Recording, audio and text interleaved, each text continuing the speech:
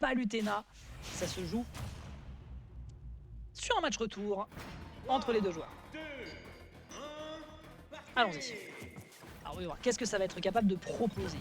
Qu'est-ce que ça va être capable de proposer? Il va falloir être prudent du côté de Kirbo parce que la moindre ouverture bien sûr c'est l'attaque Spalu. Avec l'inflation, croyez-moi qu'elle va être salée. Et du côté de Game & Watch, bah pourtant c'est à peu près la même chose, hein. C'est vraiment le premier qui fait la bêtise au niveau de ses placements, au niveau de la manière de se faire attraper en juggle. Et surtout du côté de Kirbo, on l'a vu tout à l'heure, hein, c'est surtout une question aussi de placement. Parce qu'on a vu tout à l'heure que la manière dont on faisait la DI après se prendre le down tilt en ledge trap, bah forcément ça se finissait mal. Ok, notre là pour l'instant c'est efficace. Le forwarder ici qui était intéressant en suivant la prolongation au niveau de l'atterrissage de l'adversaire. Mais non, rien du tout. Walou. Ok, l'absorption est bonne. Oh, assuré avec un bon timing cette fois-ci. On ne se prendra pas les multi contrairement au winner side. Ça aurait pu être dramatique si on se prenait le Bury, mais non, ça n'aboutit à rien. La back throw, c'est l'occasion justement de partir sur le ledge trap. Et on se prendra le bucket pour surprendre en counter ledge trap. Bien joué ici de la part de Kirbo, qui, pour l'instant, a de l'avance. Mais avoir de l'avance, ça veut aussi dire qu'on peut se faire surprendre par un coup enragé de la part de la Palutena. Et surtout que, bah, on rappelle, hein, Game & Watch, c'est un personnage qui peut avoir des struggles pour tuer parce que bah, c'est un peu au gré de l'adversaire qui va tomber un peu dedans, que ce soit le forwarder, que ce soit même le forward tilt à très haut pourcentage. Le fait qu'on puisse aussi se sortir défensivement sur un adversaire qui veut te rentrer dedans, c'est l'occasion d'aller choper des punitions. Mais voilà, ça par exemple c'est trop gourmand. C'est trop gourmand et au final c'est lui qui se fera aplatir le nez par un gros coup d'écu dans le faciès. Très bon forward tilt et on explose mesdames et messieurs. On arrive enfin à prendre la stock de l'adversaire. On oublie souvent le forward tilt, hein, j'ai l'impression quand on affronte des Game & Watch. Mais non, c'est un move qui tue quand même pas mal à haut pourcent. Ouais, petite tentative avec le neutral air, mais non rien du tout. À ces pourcentages là avec toute cette rage on ne peut rien faire. Un tilt, tu forward tilt pour dire casse-toi. Test de la lumière était bien gentil mais... Je lis en toi comme dans un livre ouvert. Oh là, pas de backer. C'est pas encore un kill à center stage. L'absence de rage qui a fait la diff. Ok, bien joué ici au niveau de la galop attaque. Le bucket qui pourra peut-être être utilisé. Dash attack, dash attack. C'est un move qui n'est pas safe du tout. L'un des rares de Game & Watch. Et forcément, derrière, on rentre dans la brèche du côté d'Epsilon. C'est bien joué. Bon, le down air était... Down air audacieux. On pouvait largement l'anticiper peut-être du côté de l'adversaire. Mais très bien, que nenni. 90% qui sont déjà sécurisés de la part de Kirbo. Avec derrière, voilà, quelques options qui seront posées de la part d'Epsilon, mais là on se fait un peu ensevelir avec une avantage. Et un avantage, ça veut aussi dire qu'on doit avancer vers Game & Watch, mais Game & Watch a tellement d'options pour te dire non frérot, ça va pas se passer comme tu l'entends. Très bon forward tilt qui va tuer pour une deuxième fois consécutive. Et là, voilà, il faut rentabiliser, mais à 60%, tu sais que tu as moins d'opportunités. Forwarder qui part en pari. Défensivement, on bouge bien hein, du côté de Kirbo, là, on fait bien attention. Comment on se positionne, on a de meilleures options, on part bien en out cette fois-ci pour éviter de se prendre le back air. Au cas où avec les projectiles, on repart sur le bucket, c'est bien joué, ça permet de se sauver un petit peu pour se rapprocher du terrain. Très bien vu le back air ici, très bien joué pour reprendre directement le terrain sans passer par la case ledge. L'air, c'est compliqué d'atterrir pour Palu, visiblement. Voilà, on absorbe. Oh, le bucket immédiatement, je pense qu'on voulait punir un atterrissage ou alors chercher peut-être un shield break instantané. Bon, par contre ce bucket ne fera pas très mal, ce ne sont que les petits projectiles. Ouais, on est très prudent, c'est un peu laggy, mais on survit. On survit du côté de Kirbo sur ce coup-là. L'attaque qui sera pas encore déterminante. Ah ouais? Alors l'invincibilité qui permet de tenir un petit peu face aux explosions, mais comme c'est un multi, je pense que ça surprend. Et Kirbo se retrouve donc sur sa dernière stock, mais il met quand même déjà 80% à l'adversaire, ce qui n'est pas rien. Ah là par contre le up smash, down smash, on a vu plusieurs commits, là c'est retenté, je pense qu'il veut en finir vite. Il veut en finir vite, mais il faut garder sa composition jusqu'au bout. Parce que sinon derrière tu vas avoir Epsilon qui va te foncer dedans grâce au bouclier puis qui permet de contrer le forwarder. On a vu que Kirbo était amusé de cette interaction pour ne pas dire saoulé.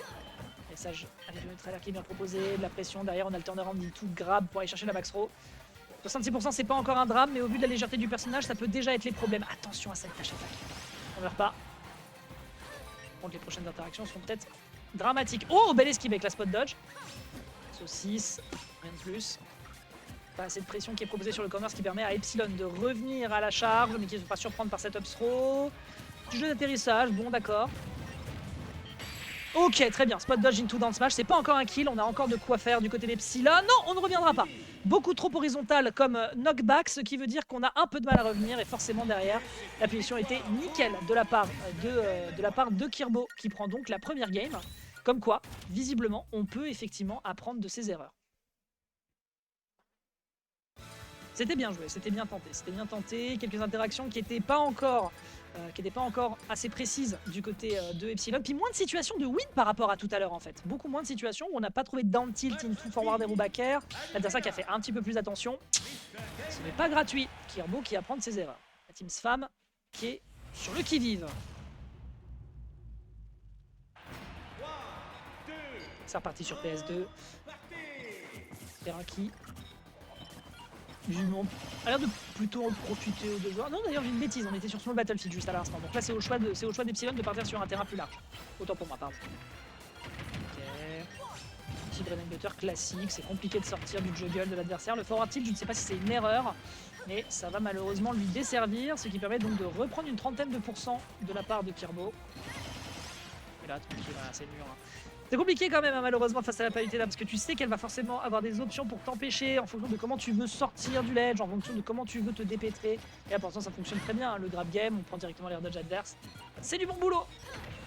Un tilt et back air. Et cette fois-ci je ne sais pas s'il a... Je pense que la DI est pour quelque chose certes, mais je pense qu'il pouvait se dépêtrer. Il s'attendait peut-être pas à ce que l'exé d'Epsilon cette fois-ci soit bonne. Et donc le kill est sécurisé, on est à 70%, c'est pas suffisant pour faire peur à Palutena.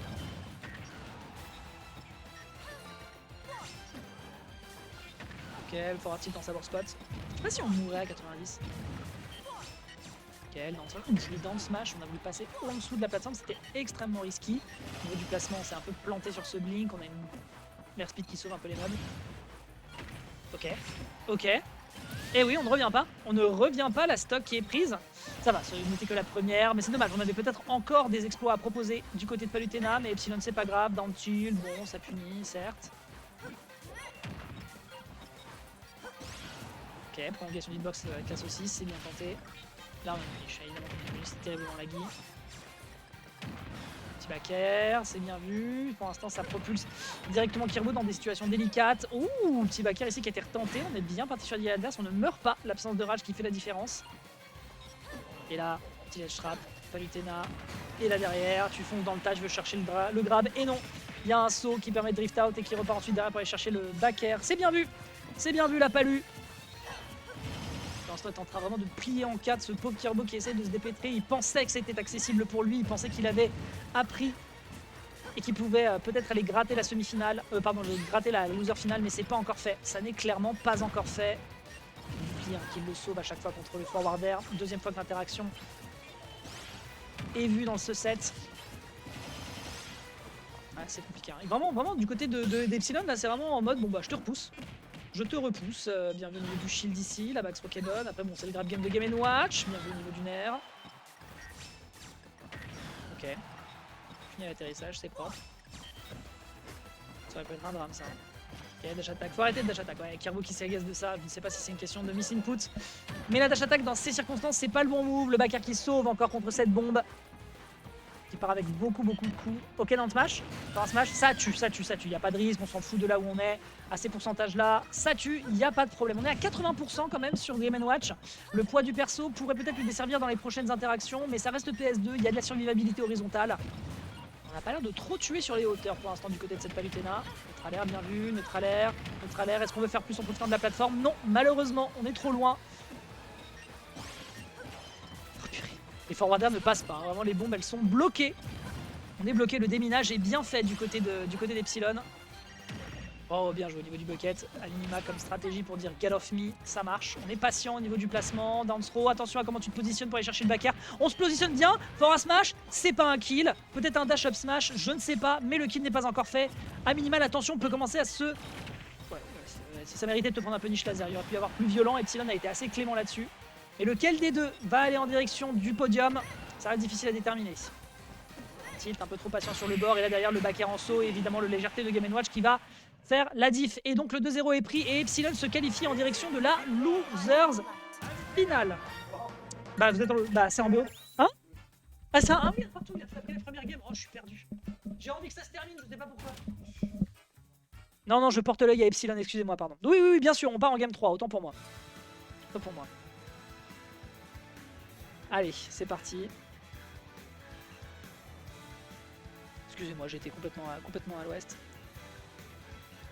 Hop là, pas dedans ce soir. La rentrée est difficile, hein. La rentrée est difficile pour tout le monde. Je galère un peu à prendre les marques. Excusez-moi, du coup, oui, effectivement, il y a une game 3. J'ai trop vendu Epsilon. Allez, c'est parti, game number 3.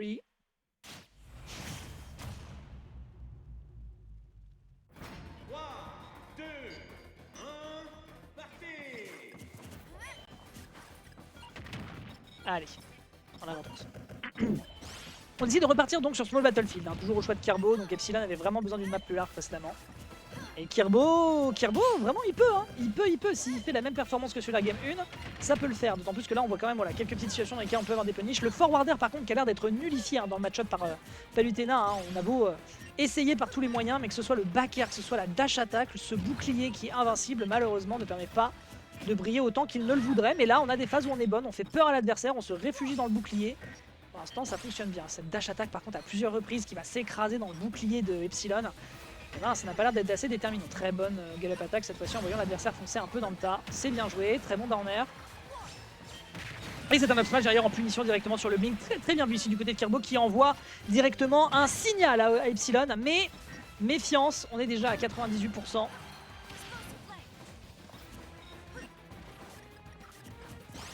Pour bien, on essaye, je sais pas, on essaye un petit peu de gérer l'espace le plus possible. En tilt, ah, même situation que tout à l'heure. Tu peux pas te permettre de prendre tous les down tilt que tu veux. On l'anticipe mal ici du côté d'Epsilon, ce qui permet de récupérer une ouverture du côté de Kirbo qui prend une quarantaine, peut-être une cinquantaine de pourcents, ce qui est déjà correct. Et derrière, on a un backer après le blink qui arrive à surprendre et qui fait que Kirbo concède sa première stock en mettant l'adversaire sur des pourcentages qui sont pas si dangereux que ça. Vraiment du côté d'Epsilon, regardez, voilà, il fait attention à comment il bouge. Il sait qu'il a quand même de bons moves, de bons normaux, une bonne frame data. Ça peut surprendre efficacement. Et là, vous voyez, hein, 32% comme ça par petite touche. Qui essaie d'être réenchaîné par un juggle, mais peut-être que les pourcentages déjà accumulés font que le knockback s'augmente. Faut pas tuer par le haut, hein. Tuer par le haut, là ce serait dramatique je pense pour Epsilon, pour Kirbo. Encore le tilt, le backer, ouais, le backer en sortie de plateforme bien sûr. Petit jeu de juggle, on a un forwarder qui part directement dans le shield, il n'y a pas de punish. Oh ouais, encore une fois, hein, le blink après le cancel qui permet ensuite de foncer sur le bas de la plateforme pour prendre une punition. On n'était pas préparé du côté de Kirbo. Ok, bucket, on a un bucket à 3, très bien. Ah dommage, déplacement pour aller chercher les saucisses, malheureusement c'est pas fait. Le bucket, on absorbe, là par contre ce bucket pourrait être intéressant. Et là il faut réussir à tuer avant. Il faut tuer avant du côté d'Epsilon et justement la situation de l'edge trap qui est capitale dans le gameplay du perso. Non, il concède beaucoup, il a beaucoup concédé. Oh là par contre il y avait beaucoup mieux à faire après ce down tilt, mais tant pis. Enfin, après ce top tilt, pardon. Bucket qui est tenté, le backer, c'est pas encore un kill. Ah, il a pas envie d'aller le chercher offstage. Pas envie d'aller chercher offstage, on a quand même, voilà, on a quand même les blinks pour pouvoir s'extraire, on a voulu absorber, on se perd un peu, mais Epsilon lui concède. Epsilon, dans sa grande clémence, le laisse revenir sur le terrain. Pas de backer, le B ici en bifi qui est bien joué. Et là, comment on tue ça? Comment on l'attrape? Comment on le tue? Le forward tilt, la back throw, ça va tuer de par la légèreté de Game & Watch. On est à 128% sur cette deuxième stock. C'est à ça, côté Kirbo, pour aller chercher le kill et pouvoir commencer à réinstaller son plan de jeu pour la stock suivante. Et c'est fait, immédiatement, avec un adversaire qui lui rentre gentiment dans son scaphandre. Et déjà, immédiatement, l'attaque Spalu énervée, 60% déjà récupéré. KNR, il n'y aura rien, pas de side B. Le side B qui a un 9 aurait peut-être été monstrueux, mais peut-être pas un kill. Down throw. Ah, il fallait partir out, hein, sinon c'était un backer garanti. Neutral air, T-upper en juggle. Non, ce sera un blink pour essayer de s'extraire de l'agression. Faut un tilt malheureusement qui n'aboutit à rien. Après l'up smash, on essaie de couvrir le plus d'options possible en profitant de sa frame data. Mais malheureusement, oh, la lecture de tech ensuite et le fait d'essayer de s'extraire qui prendra le kill. Splendidement fait de la part d'Epsilon. Qui va donc réussir à aller en direction de la loser finale cette fois-ci. Et pourtant, on a lutté comme il fallait du côté de Kirbo. Mais ouais, là, les multi-hits, hein, le multi-hit malheureusement sur la plateforme qui ira chercher le kill. C'est dommage, ça permet quand même à Epsilon